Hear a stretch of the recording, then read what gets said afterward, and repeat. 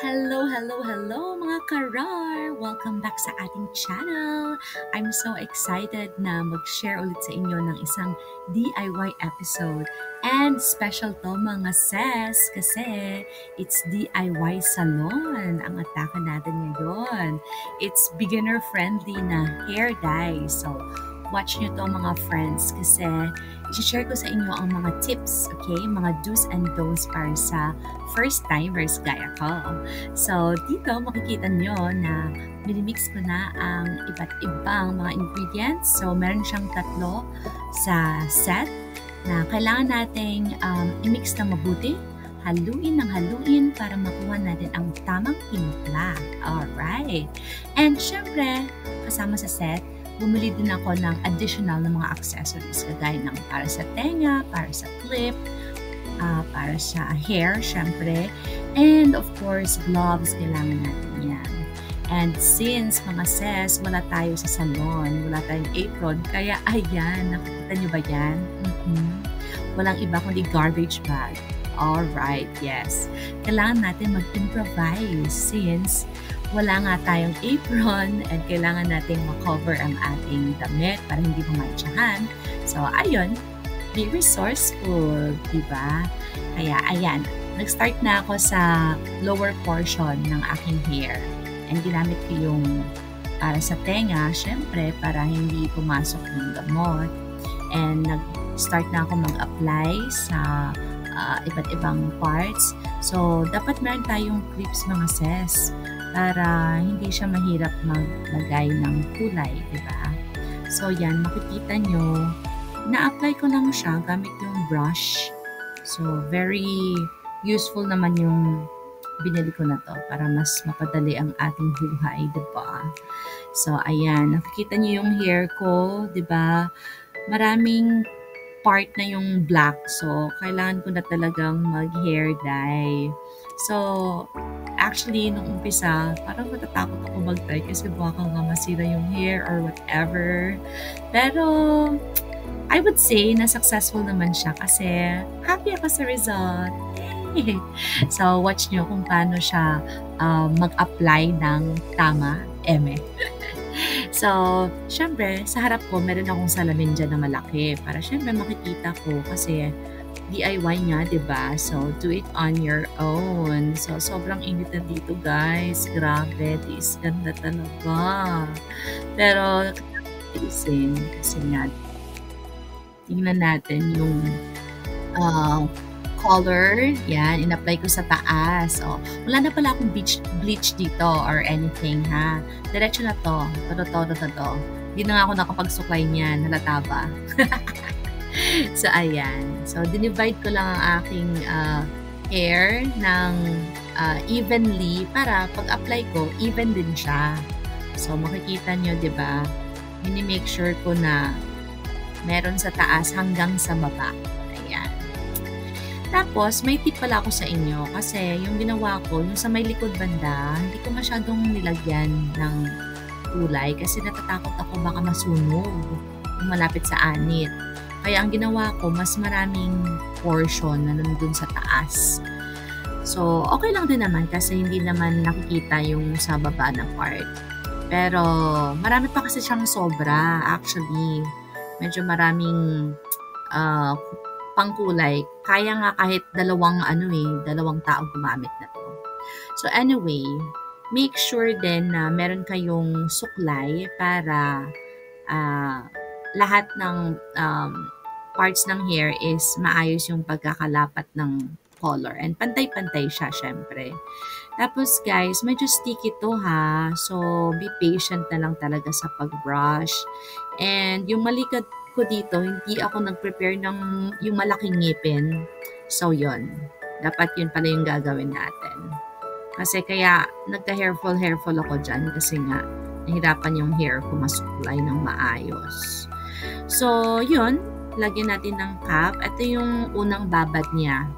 I'm not sure kung how long, 20 minutes or 30 minutes something. Basta merong instruction sa tube. So, wag kayong mag-worry. Tapos, isa pa pala, kailangan natin ng dalawang pair of gloves kasi ito, ginamit ko ulit yung kanina kong ginamit. So, ang nangyari, nahirapan akong magsuot kasi nga sticky na siya. Hay, so yun pala dapat natin gagawin. Anyway, so tiyagaan lang para nalagay ko siya. Although natagalan ako ditong part, pero kaya boom boom. Kasi kailangan meron tayong protection sa ating mga kamay. Pero heads up lang, hindi naman kayo kailangan mag-worry talaga kasi yung gamot is hindi siya matama. Yes. And mabango siyang in fairness.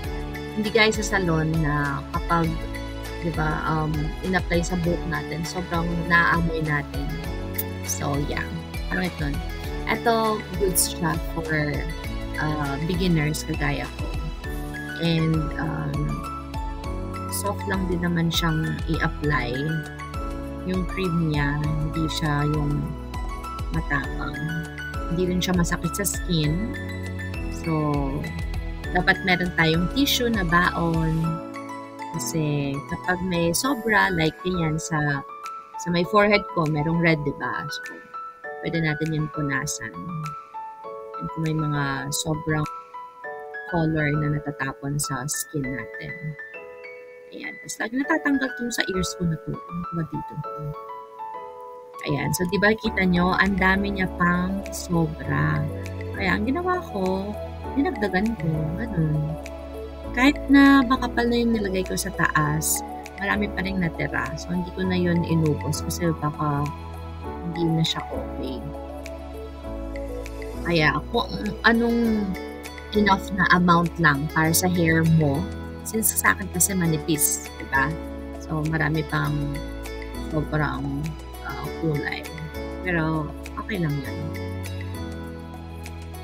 Ayan. So, kailangan natin make sure na merong cream lahat ng buhok. Ang ginawa ko dyan, yung massage ko, yung sa scalp, para pati yung roots, nagkaroon siya ng pop. And then, supply ulit. Ganun lang. Madali lang siya. Kailangan lang natin ng patience kasi matagal ang ating process. And after nito, bababad na naman tayo. So, 2 beses lang naman ako babad ng hair ko. Yung sa pangalawang babad, medyo tinagalan ko para kumapit yung color. So, okay naman siya. Hindi naman na-hurt yung scalp.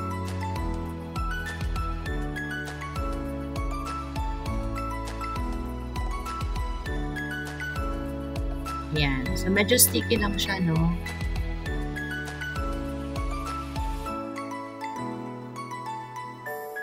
Yan. So, normal naman siya. Huwag kayong mag-wonder kung bakit ganyan yung texture.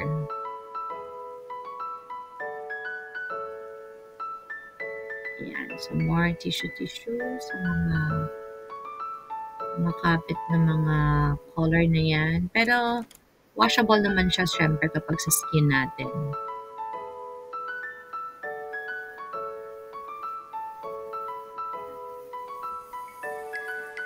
Ayan, massage. Hindi siya mahapdi sa skin ha. So,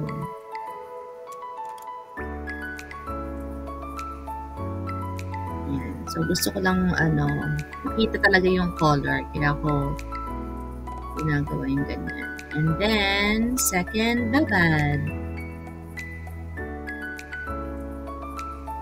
Ayan. So, after nito mabanlawan, kailangan natin i-prepare ang blower.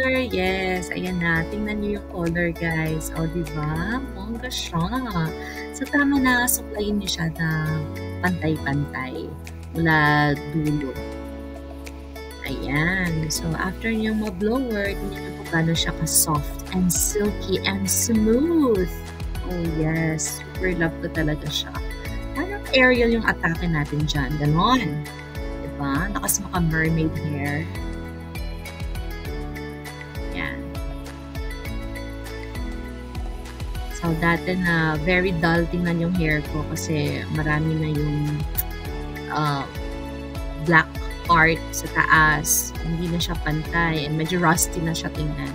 So, yan. It's a fresh new look sa aking hair kasi gusto ko tong color na burgundy. Diba? How is it? Look at that, mga sis. Diba? Ang soft niya. Gandang salon. DIY lang yan. Ayan. So, sana may natutunan kayo kung paano. Thank you for watching, guys. See you next time, mga karar. Bye!